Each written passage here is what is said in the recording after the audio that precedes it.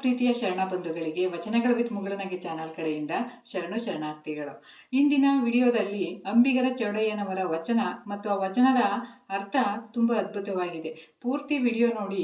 ವಚನಗಳು ನಮ್ಮ ಸಂಸ್ಕೃತಿ, ಸಂಸ್ಕಾರ, ಪರಂಪರೆ, ಮಾನವತೆಯ ಸ್ವರೂಪ, ಇಲ್ಲಿನ ಆಚಾರ ವಿಚಾರಗಳು ಇಂದಿನ ಪೀಳಿಗೆಗೆ ಉಪಯುಕ್ತವಾಗಿವೆ.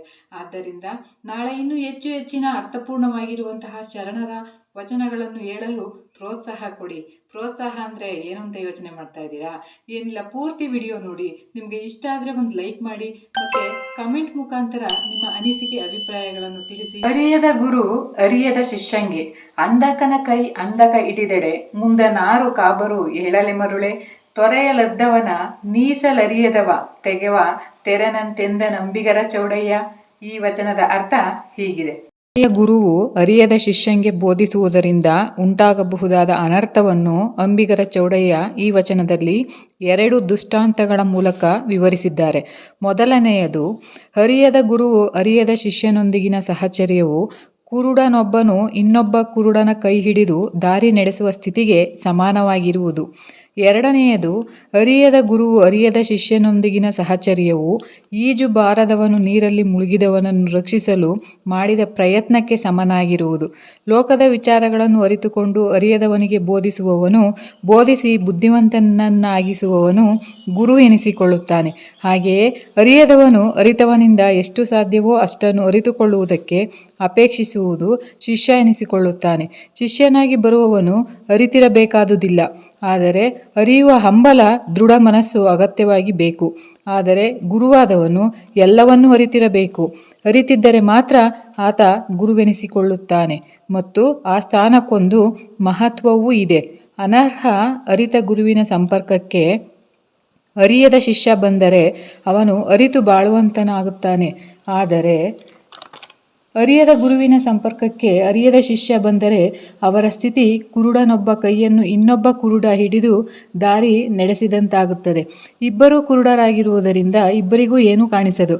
ಹಾಗಾಗಿ ದಾರಿ ನಡೆಯುವುದಾದರೂ ಹೇಗೆ? ಇಬ್ಬರೂ ಪದೇ ಪದೇ ಹೊಂಡಕ್ಕೆ ಬೀಳುವ ಪರಿಸ್ಥಿತಿ ಒದಗುತ್ತದೆ.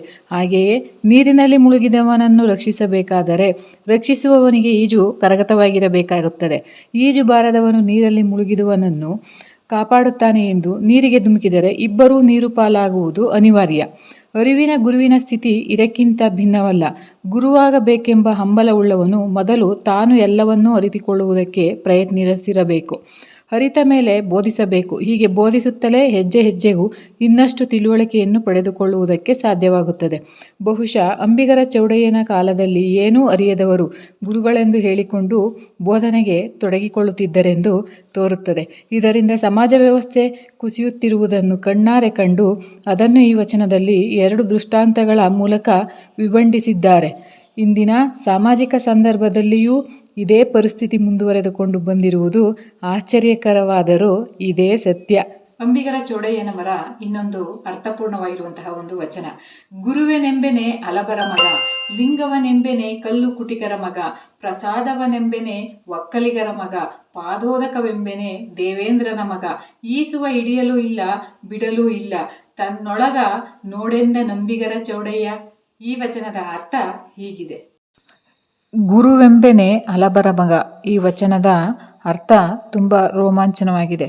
ಭಕ್ತನಾದವನು ಅಥವಾ ಭಕ್ತನೆನಿಸಿಕೊಳ್ಳಬೇಕು ಎಂದು ಭಾವಿಸುವವನು ಮೊದಲು ತನ್ನ ಮನಸ್ಸನ್ನು ತಾನು ಅರಿತಿರಬೇಕು ಎಂಬುದನ್ನು ಅಂಬಿಗರ ಚೌಡಯ್ಯ ಈ ವಚನದಲ್ಲಿ 4 ಉದಾಹರಣೆಗಳ ಮೂಲಕ ಸ್ಪಷ್ಟೀಕರಿಸಿದ್ದಾರೆ. ಗುರು ಎಂಬುವವನು ಆ ಸ್ಥಾನವನ್ನು ಪಡೆಯುವುದಕ್ಕಿಂತ ಮೊದಲು ಹಲವು ಮಂದಿಯ ಜ್ಞಾನವನ್ನು ಪಡೆದುಕೊಂಡಿರುವುದರಿಂದ ಆತ ಹಲವು ಮಂದಿಯ ಮಗ ಎನಿಸಿಕೊಳ್ಳುತ್ತಾನೆ. ಲಿಂಗ ಎಂಬುದು ತನ್ನಿಂದ ತಾನೇ ಆವಿರ್ಭವಿಸಿದ್ದಲ್ಲಿ ಅದನ್ನು ಕಲ್ಲುಕುಟಿಕ, ಕಲ್ಲನ್ನು ಕೆತ್ತಿ ಸಿದ್ಧಪಡಿಸುವುದರಿಂದ ಲಿಂಗ ಎಂಬುದು ಕಲ್ಲುಕುಟಿಕರ ಮಗ ಎನಿಸಿಕೊಳ್ಳುತ್ತಾನೆ. ಪ್ರಸಾದ ಎಂಬುದು ದಾಸೋಹದ ಒಂದು ರೂಪವಾದರೂ ಅದರಲ್ಲಿ ಬಳಸುವ ಧಾನ್ಯಗಳನ್ನು ದಾಸೋಹಿಗಳು ಸ್ವಂತವಾಗಿ ಬೆಳೆಸಿದ್ದಲ್ಲಿ ಪ್ರಸಾದವು ಒಕ್ಕಲಿಗರು ಬೆಳೆಸಿದ ಧಾನ್ಯಗಳಿಂದ ತಯಾರಾಗುವುದು. ಹಾಗಾಗಿ ಪ್ರಸಾದವೆಂಬುದು ಒಕ್ಕಲಿಗರ ಮಗ ಎನಿಸಿಕೊಳ್ಳುತ್ತದೆ. ಪಾದೋದಕವೆಂಬುದು ಅತಿಥಿ ಸತ್ಕಾರದಲ್ಲಿ ಬಹುಮುಖ್ಯವಾದರೂ ಅಲ್ಲಿ ಬಳಸುವ ನೀರು ದೇವೇಂದ್ರನಿಂದ ಮಳೆಯ ರೂಪದಲ್ಲಿ ಲಭ್ಯವಾದುದು.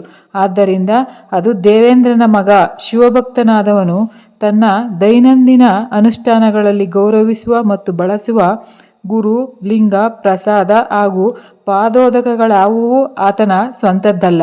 ಅನ್ಯರಿಂದ ಅನಾಯಾಸವಾಗಿ ಪಡೆದಿರುವುದನ್ನು ಸ್ವಂತದ್ದೆಂದು ಭಾವಿಸಿಕೊಳ್ಳುವುದು, ಅವುಗಳನ್ನು ಭಕ್ತಿಯ ಅನುಷ್ಠಾನಗಳಲ್ಲಿ ಬಳಸಿಕೊಂಡು ಅಥವಾ ಇತರರಿಗೆ ದಾನ ಮಾಡಿ ಭಕ್ತನೆನಿಸಿಕೊಳ್ಳುವುದಕ್ಕೆ ಪ್ರಯತ್ನಿಸುವುದು ಡಾಂಬಿಕತೆಯೇ ವಿನಾ ಸದ್ಭಕ್ತಿ ಎನಿಸಿಕೊಳ್ಳಲಾರದು. ಭಕ್ತಿಯ ಹಾಗೂ ಅದರ ಅನುಷ್ಠಾನದ ಸಂದರ್ಭದಲ್ಲಿ ಭಕ್ತನೊಬ್ಬ ಯಾವುದೊಂದಕ್ಕೂ ಅಂಟಿದ್ದರೂ ಅಂಟದಂತಿರಬೇಕು, ಹಿಡಿದಂತಿದ್ದರೂ ಹಿಡಿಯದಂತಿರಬೇಕು. ಅಂಬಿಗರ ಚೌಡಯ್ಯನ ಪ್ರಕಾರ ದೈನಂದಿನ ಅನುಷ್ಠಾನಗಳಲ್ಲಿ ಒಂದಿಷ್ಟನ್ನು ಸ್ವೀಕರಿಸಲು ಇಲ್ಲ, ಒಂದಿಷ್ಟನ್ನು ಬಿಡಲೂ ಇಲ್ಲ ಎಂದಾದರೆ ಅದುವೇ ನಿಜವಾದ ಭಕ್ತಿ ಎನಿಸಿಕೊಳ್ಳುತ್ತದೆ.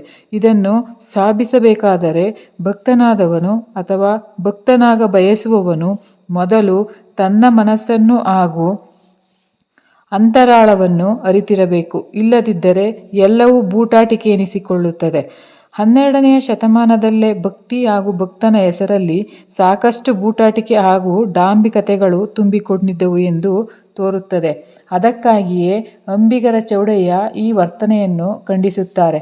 21ನೆಯ ಶತಮಾನದಲ್ಲಿ ಎಲ್ಲವನ್ನೂ ಅನ್ಯರಿಂದ ತೆಗೆದುಕೊಂಡು ಎರವಲು ಪಡೆದುಕೊಂಡು ಅಥವಾ ಎರಗಿಸಿಕೊಂಡು ಅನ್ಯರಿಗೆ ದಾನ ಮಾಡಿ ಮೆಚ್ಚಿಸಿ ದೊಡ್ಡವನಾಗುವ, ದಾನಿ ಎನಿಸಿಕೊಳ್ಳುವ ಪ್ರಯತ್ನ ಎಲ್ಲಿಲ್ಲದೆ ನಡೆಯುತ್ತಲೇ ಇದೆ. ಜನ ಅದನ್ನೇ ಸರಿಯೆಂದು, ವಾಸ್ತವವಾದುದನ್ನು ಸುಳ್ಳೆಂದು ಭಾವಿಸಿಕೊಳ್ಳುತ್ತಲೇ ಇದ್ದಾರೆ. ಅಂಬಿಗರ ಚೌಡಯ್ಯ ಈ ವಚನ ಅಂದಿಗಿಂತ ಇಂದಿನ ಪರಿಸ್ಥಿತಿಯನ್ನೇ ಹೆಚ್ಚು ವಿಡಂಬಿಸುತ್ತದೆ ಎಂದೆನಿಸುತ್ತದೆ. ಪೂರ್ತಿ ವಿಡಿಯೋ ನೋಡಿದ ನಿಮಗೆಲ್ಲರಿಗೂ ಹೃದಯಪೂರ್ವಕ ಧನ್ಯವಾದಗಳು.